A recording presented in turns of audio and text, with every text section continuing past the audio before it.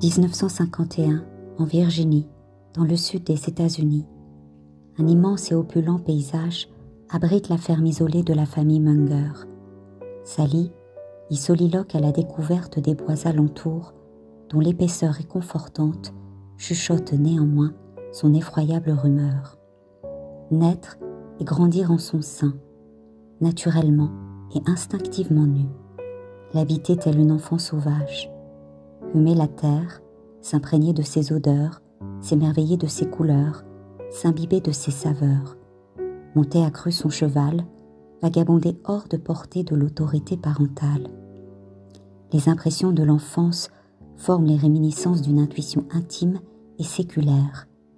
Elle se lie de connivence avec l'esprit du lieu, irrigue l'imaginaire de la petite fille qui, en les explorant, développe sa créativité et y scelle ses engagements. La rébellion affleure et en devient l'image poétique, parfois tragique, d'une réalité prégnante, aujourd'hui évanescente. Elle n'a de vérité que le songe éclairé de la mémoire, celle qui nous précède, nous constitue, nous consume et nous survit. L'émotion chevillée au corps, Sally Mann sonde l'histoire d'une humanité disparue, dont émerge le récit épars et filial que révèle la présence de la mort, comme axe central d'une constellation au cœur de laquelle l'artiste élabore son œuvre. La photographie et l'écriture pour écologie existentielle, extension du corps, expansion de soi. Géographique, individuelle, sociale et politique, le corps incarne ce territoire par lequel s'émanciper, éprouver la jouissance aussi bien que la privation des libertés. Récipiendaire d'un passé insoluble, le corps se souvient à l'adresse des générations futures. Sa déliquescence, expression chaotique de ses vicissitudes, ne signe cependant pas l'effacement de son aura. Celle-ci flotte, spectrale et insaisissable. Son silence embaume les plaines endormies, plein de ses embruns mortifères. Comment habiter un territoire qui, malgré soi et en soi, crie sa meurtrissure? Car qui l'accueille entend son souffle, celui-là même qui me Sally Mann à saisir des images dans leur immédiateté. Sa chambre noire transfigure l'invisible, troisième œil et métronome de son cœur.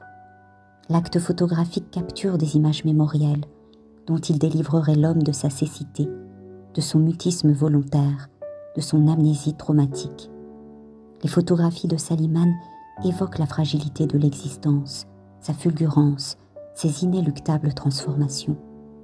Le corps de l'enfance et sa nudité, le corps malade, vieillissant, le corps mourant, mort et se décomposant, puis le corps historique, champ de bataille devenu forêt, le corps abusé, maltraité et soumis de l'esclavage.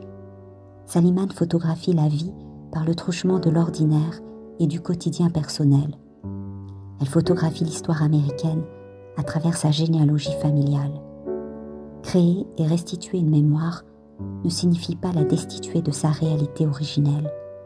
Celle-ci apparaît autrement, avec sa vérité intrinsèque, convoque une conscience critique à l'égard de l'image qui en interroge l'histoire comme son récit.